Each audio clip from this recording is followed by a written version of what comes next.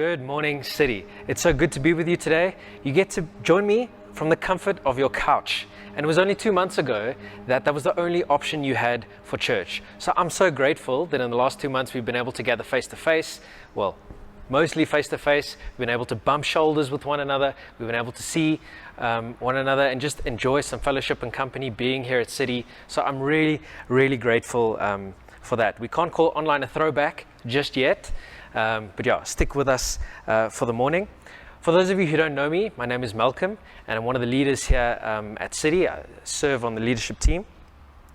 And what we're going to do today is we are in part 2 of our series, Changing World, but an Unchanging God. We're taking a deep dive at the prophet Habakkuk, right?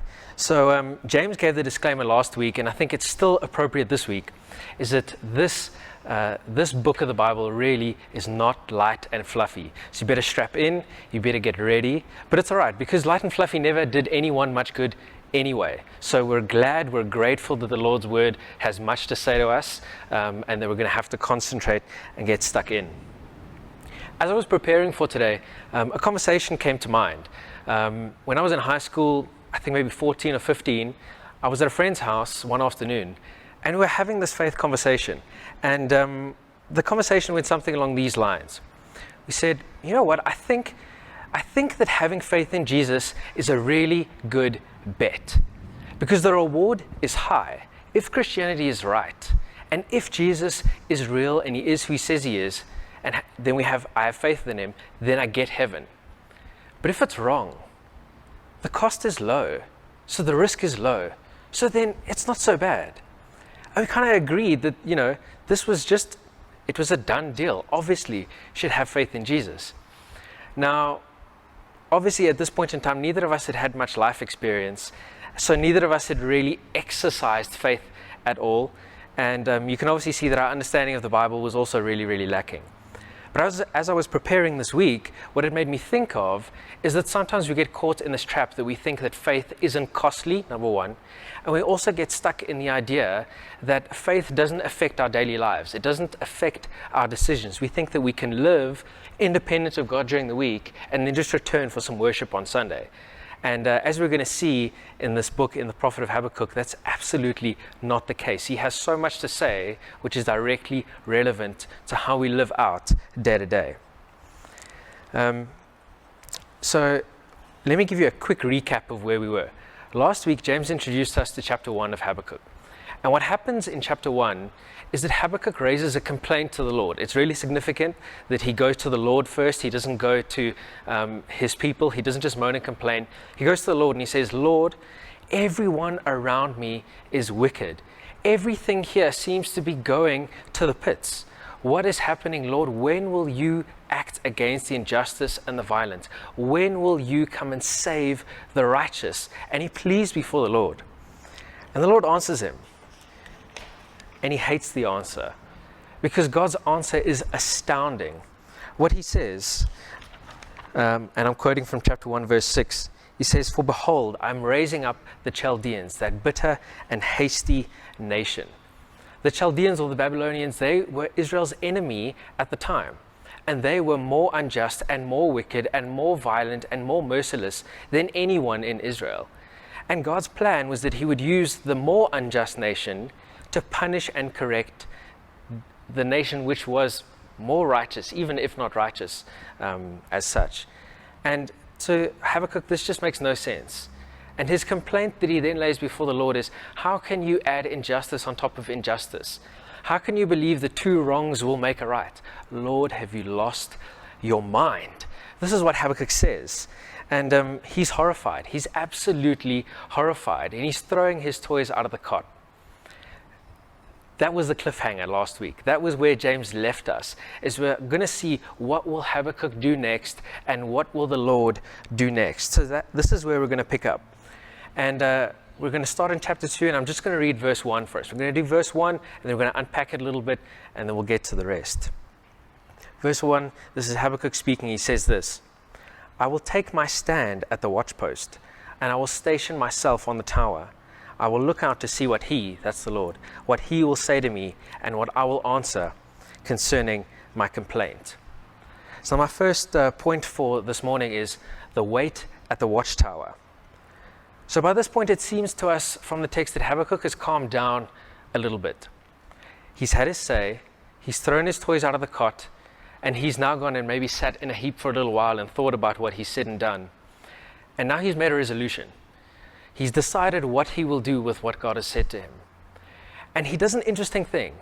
He goes up to the watchtower. Now this would have been an abutment or something on the city walls, and it would have had a lookout point far into the distance. So essentially what he's saying is, I am going to watch and see when this Babylonian invasion is going to come.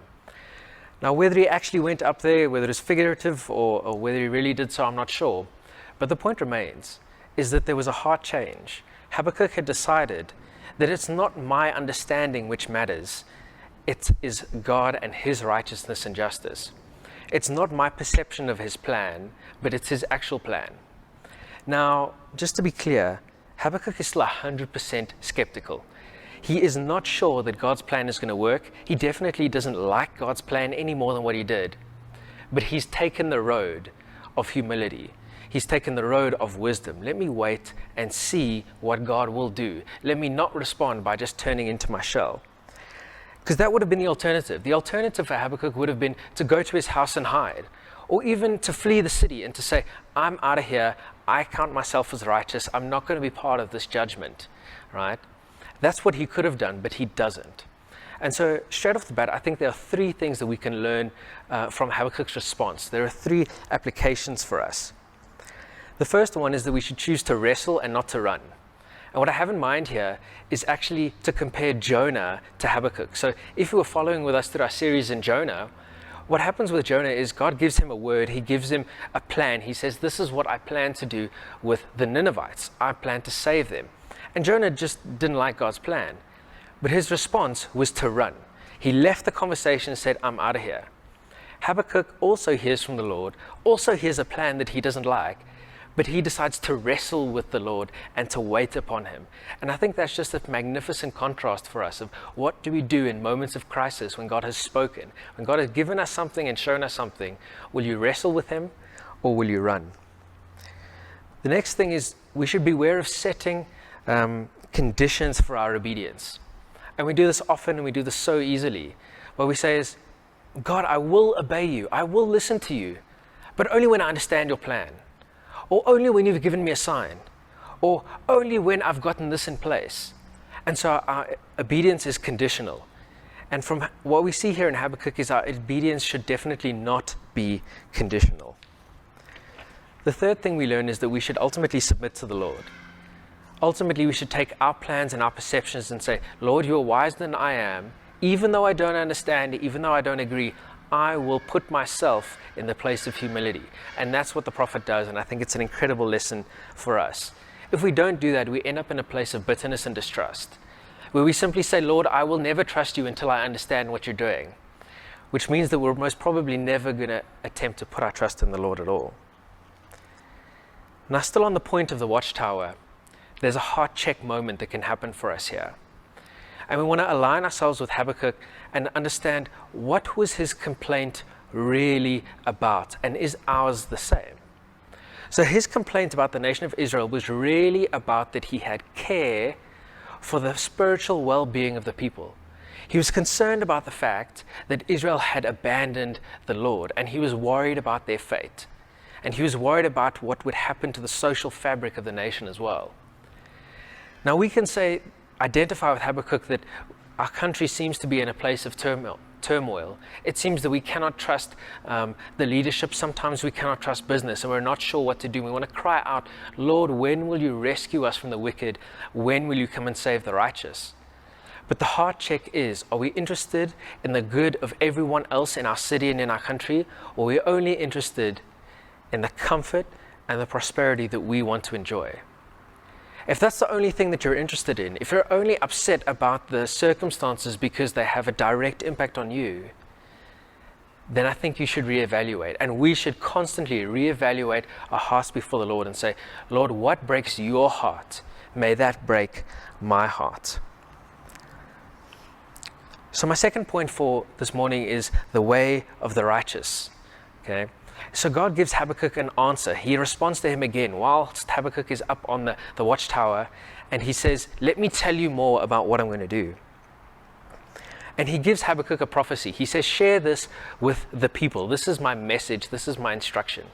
And it has two parts, two judgments. The first one is a judgment between. The judgment between the righteous and the wicked.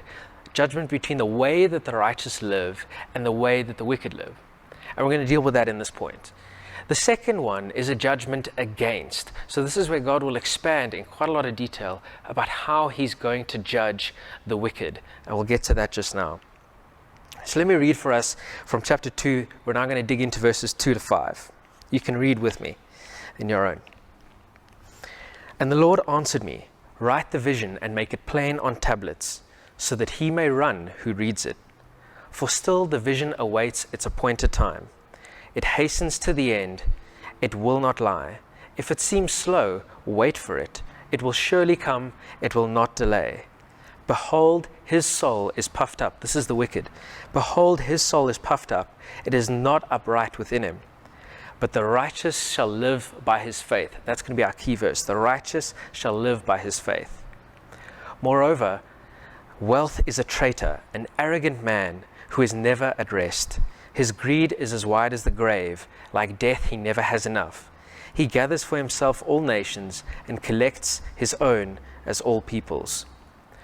So like I said, our key verse from this passage is, the righteous shall live by faith. Now, if we go back to Habakkuk's complaint, one of the first things he said is that the law is paralyzed.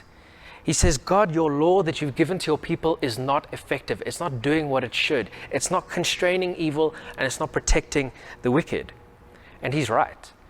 And we identify with him here again, in our context in Josie, in South Africa. We feel that the law is not enough to protect those who are doing well. And we feel like government cannot be trusted to be able to rule rightly and justly. And so we're asking the same question of the Lord. Lord, when will you come? Lord, what will you do? The problem with Habakkuk's view is that he had put his trust initially in the law. He thought that the law was the thing which would bring about righteousness. Now we're going to learn that not in the prophet's time, not in our context, and definitely not in the throne room of God, will the law and the works of the law be enough to bring about righteousness. And the reason is that the law simply does not have that much sway over the human heart. In fact, it often has the opposite of the intended effect. What happens is, as soon as we hear a law, as soon as we hear an instruction or a restriction, we immediately think of ways to rebel. That's just the nature of what we do. That's the nature of sin in us. And so we can't count on the law as being the thing which will bring about righteousness. So let's unpack then God's answer. What does he mean when he says the righteous shall live by faith? I'm going to unpack it under using the word live, because I think live here means two things. The one is living now. How do the righteous live by faith in the now? And the next one is, how will the righteous live in the kingdom later? I'm actually going to do that one first. So what's really interesting about this particular verse in Habakkuk is it's quoted 3 times in the New Testament, all 3 times by Paul. And I'm going to pick up in Galatians 3 where he quotes it verbatim. And then he gives us a little explanation, which will be super helpful to understand what the Lord was saying to Habakkuk at the time. What Paul says is this. He says that now it is evident that no one is justified by God before the law, for the righteous shall live by faith. There is no other way to attain righteousness. Paul makes a similar point in Philippians where he says this, for his sake, this is Christ's sake, I have suffered the loss of all things and count them as rubbish, in order that I may gain Christ and be found in him. Pay attention to this one. Not having a righteousness of my own that comes from the law. Paul knows. He's been there, he's done that, he's got the t-shirt. And he's understood that God's righteousness is not so easily attained. We cannot do it by ourselves. But there's another righteousness which is accessible to us. It is Jesus' righteousness. And that's what he says. He says that I do not have a righteousness of my own that comes from the law, but that which comes through faith in Jesus Christ, the righteousness of God that depends on faith. So Paul's actually saying, the only righteousness I can count on in this life and the next is the righteousness which I will get, which belongs to Jesus, and I simply get it on account of faith. On account of my faith, the righteous life that Jesus lived gets accredited to my account. That's amazing. That's amazing. It's scandalous. But that is the gospel, is that the righteousness we count on is not our own. Now, the implication of this verse, the righteous shall live by faith, what it means is that the righteousness we're going to have, that we need to live before the Lord, the righteousness we need to enter the kingdom of heaven, is God's righteousness which is given to us. The implication is if we do not have it, if we are the unrighteous, then we will not live in the kingdom, but we will die and not see the kingdom. That is the reality that God is painting for us. If you do not have this righteousness, you will not enter the kingdom. You will not live. Now, the second type of living that God's addressing in this verse, when he speaks to Habakkuk, is the living in the now. He says, how do the righteous live? What are they meant to do day to day? And what he means is the righteous will live by faith in his provision. See, what happens is when we trust the Lord, we trust that he will give us all that we need. And when we trust that he will sustain us and bring us all that we need and lead us into contentment, then we do not need to follow the path of the righteous, which says, I must gain for myself as much as what I can. I must gain power and security and wealth. That's what the unrighteous believe. That's what the wicked believe. And it's simply because they cannot trust and rely on God to provide what they need. So this is the key role of faith that God's pointing to in this verse. The opposite of faith is pride. If we do not have faith, pride will lead us down the road where we just keep wanting to accumulate more and more and more. And because that accumulation never satisfies, it's not God's gift of contentment, it's what we're trying to manufacture. It means that the length we have to go to get it keep getting worse and worse and worse. And that is why the wicked spiral down and down and down. So that's God's answer. The Malcolm paraphrase, if I can give it that, is that the righteous will live by faith, but the wicked will die by greed. I want to give us two practical handles. What does it mean? How do the righteous live by faith? What does it look like if we try to walk it out? The first one is, what happens when we face wickedness in South Africa or in Jozi? What happens when you get confronted with a situation or a story in the news or something someone shares with you about wickedness? How do you respond? And I think it's so easy for us to default to self-righteousness. The default is to say, I'm the good guy and this is the bad guy. So the problem is that there are good guys and bad guys. But when we understand this concept that there is no one who is righteous except him who is righteous by faith, then we'll see the truth is that there are no good guys. There are only bad guys and forgiven bad guys. And we'll identify with that. And we'll say, I'm the forgiven bad guy. So I'm not going to jump to a judgmental view. What I'm going to do instead is I'm going to drop down on my knees. Because the only one who can change the bad guy, the unrighteous, the wicked heart is God himself. So my only option is to pray and ask him to do it. Complaining is not going to get me anywhere. And it's going to prevent me from getting into this place of bitterness and disillusionment. So this is the first practical handle. The second one, what does it mean to live by faith? What I want to tell you about is this idea of contentment. How does faith get us close to contentment? How does it bring us contentment? Now, what we should say is we should join with Paul, and he says this in Philippians chapter 4. He says, I've learned in whatever situation to be content. When the people around us are saying that we want more and more and more, and they're pursuing, we say, I have contentment in the Lord. Let's go to there. Let's go to this famous verse that Paul quotes. I'm sure you know it. It's on your coffee cup. Probably you have a t-shirt that you wear to church on Sunday. It's got this verse on it. Maybe you have a bumper sticker that says this. Maybe it's even on your Instagram or your Facebook profile. I'm going to read it for you, see if you can pick it up. Paul says this. This is the broader context. Not that I'm speaking of being in need, for I have learned in whatever situation I am to be content. I know how to be brought low, and I know how to abound. In any and every circumstance, I've learned the secret of facing plenty and hunger, abundance and need. I can do all things through Christ who strengthens me. You see the bumper sticker verse. But the difference when we read the context is that the all things that Paul is talking about is not anything. It is the all things of enduring any circumstance. Circumstances of plenty and prosperity, and circumstances of poverty where we have nothing. That's actually what Paul is saying. Saying, I can do all things. In other words, I can have contentment in all circumstances because of the faith that I have in the Lord's provision. This is a massive, massive lesson for us, because we need to get away from the trappings of greed and of power and of comfort and of security.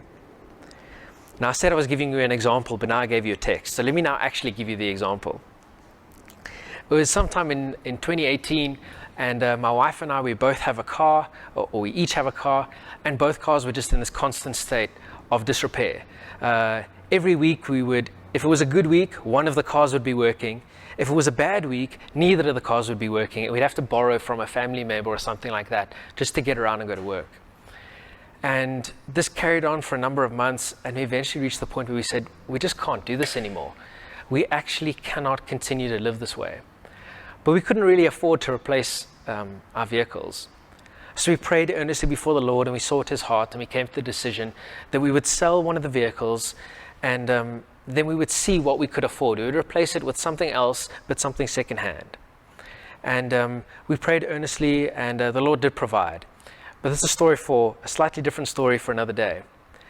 But in the midst of this happening, in the midst of this decision making, and this relying on the Lord, something else was happening. At the time, we weren't City Hope Church. We were still God First City, and we were at the Buzz, the shopping center down the road. Some of you will remember that. And we were busy with the Get There campaign. Get to 245 Pritchard Street, get here. And we were busy with a fundraising campaign so that we could be here, we could be in our home that God had prepared for us. And as my wife and I were wrestling through our struggles with the vehicles, God said something. He said, I want you to take the money that you get from selling your car, Malcolm, and I want you to put it into the funds to move to City Green. Lord, are you mad? Are you really? Is that what you want me to do? I can't afford this car. I can't afford to upgrade. Surely I need to make the wise and prudent decision to take whatever I can and put it in towards this new car, either as a deposit or maybe to get something a little bit newer, a little bit safer, whatever. But God spoke to us and he said really clearly, trust me, put it into the fund. And so we did. We had to learn contentment in that circumstance. We had to learn that our security and our comfort didn't come from the vehicle we chose or afforded. It ultimately came from the Lord. It was his provision that we had chosen to count upon and not our own. And so we put the money in the fund. And here we stand today. The two of us we're okay. Our finances are okay. And we're here at 245 Pritchard. We're at City Green. So the Lord provides. That's what it means. He provides for his church, not just for us as individuals, which is incredible. But now we're not done with Habakkuk. Let's go to my third point, which is the woe to the wicked, which is the judgment against that God makes, the judgment that he makes against the wicked for those who choose deliberately to not live according to faith. In this part of the vision, what God does is he gives Habakkuk a set of 5 warnings or 5 woes to the wicked. Now these woes, they're judgments. They're punishments that he's going to inflict upon the wicked if they do not change. Now the first question we should ask is, who is the wicked? Is the wicked Babylon? So in other words, God is going to use Babylon to judge Israel, and then he will judge Babylon for the evil that they had done against Israel. Or is the wicked Israel, the ones who Habakkuk was complaining about? And the answer is yes, both. For the most part, the text seems to point primarily towards Babylon and primarily to what God will do against them. But all of the underlying principles are applicable to Israel because they had sinned in the same way. They had sinned in the same way, and God wants to bring correction to them. So as we read this, you can keep both of that in mind. You can keep both of these people in mind. If it seems strange to you that God would use one evil nation against another nation, don't worry, you're not alone, because Habakkuk felt exactly the same way. And you might be asking the question, is God guilty? Is God guilty of sin and injustice if he is causing sin and injustice upon Israel? It's a great question. But the reality is that God did not intend for Babylon to be evil. He did not intend for them to exercise wickedness and injustice and violence against Israel or any nation. They are 100% responsible for their own deeds. But what God does do is that he redirects their evil intentions to achieve his own good purposes. He doesn't cause in the same way that they cause. He doesn't cause their evil or intend their evil, but he repurposes it. He redirects it. All right? What God does is that in his providence, he directs their evil actions. What they intend for evil, he re-intends, he repurposes for good. So we can say with confidence and assurance that God is not evil. God is not the guilty party here. Babylon is still accountable for everything that they will do. So I'm not going to read for us the verses from 6 to 17, all of these woes, just in the interest of time, and it's quite a lengthy passage, but I encourage you to go and read it for yourself and to see exactly what God says about how he will judge each of the types of sins that Babylon and Israel have committed. But I'll summarize them for us. And I'm going to group them with the first 4 woes and then the last one, the 5th one. The first one is that for plundering others, you will be plundered. God says this. He says that, or what God says to address Babylon is he's addressing the fact that when they invaded a nation, they plundered it. So they went in and they took ruthlessly anything they wanted. To be straight, they simply stole. So God says, my judgment against you is that a time will come when you will be plundered, and all of that which you gained unjustly will be removed from you. This is how seriously God will deal with this. The second one is he says that for evil gain, I will hold you accountable for the ruined lives. Babylon didn't just come in and steal from the nations that they invaded, but they set up unjust systems to be able to exploit the people of that place. And what they would do is they would set in place harsh tax laws or principles of tribute, where these people would be taxed in such a way that Babylon continues to generate unfair and unjust revenue from them. Now this should hit close to home for us. Because as South Africans, we've seen that. We've walked this road of unjust systems which exploit people in a systematic way. So we should right here be very glad to hear that God sees and God knows and God will judge. God will hold to account anyone who ruins the life of another through exploitation. We may not know exactly the timing or the means of his justice, but we can rest assured that he will not allow the guilty to go unpunished. The third woe that God brings is that he says that those who gain power by violence, by force and exploitation, for them their glory will be destroyed, and he will replace it with his own glory. So what this speaks to is those who set themselves up in positions of power and prominence, but they do it in unfair and unjust ways, where they actually harm others, where they hurt others, where it is at the expense of others that they elevate themselves. And they seek their own glory. And God says, a day will come where I will destroy your glory and I will replace it with my own, so that everyone will not know your name, but they will know my name. It's an incredible promise that we can rely on. The fourth woe that God shares is that for shamefully treating others, he will make them drink his wrath. In the passage, God speaks about people who cause their neighbors to stumble. They intentionally do evil so that their neighbors would come to shame and come into disrepute. And what God says is that I will in return give you my wrath, my cup of wrath to drink, and it will be you who will lose all honor and glory, and it's your shame that will be revealed to everyone. These are harsh judgments. These are really serious judgments from the Lord. And for us, we shouldn't see them in the light of an unfair harshness, but in an absolutely just harshness, as that God is saying, I will deal with every injustice, and I will save the righteous, and I will restore the victims and the broken. And so for us, this is such a thing to rely on, God's provision of goodness. You can reflect for a moment on the fact that what we're talking about is living righteously versus living wickedly. And just bring to mind, the righteous live by faith in what God provides, where the wicked live by pride in what they can provide for themselves.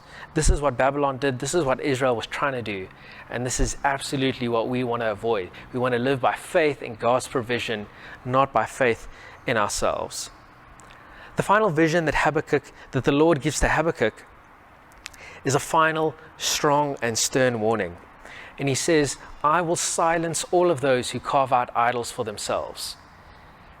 Now, in the ancient East, it was quite common for people, as part of their religious practices, to make idols out of stone or metal or wood, and to bow down and to worship them. So they would manufacture gods of their own. But really what they were doing is worshiping themselves, their own creation, because these gods didn't have any real power over them. And what the Lord is saying is that I will come against anyone who places their faith in themselves and in an idol. Because there are materials other than wood and stone and metal that we can idolize.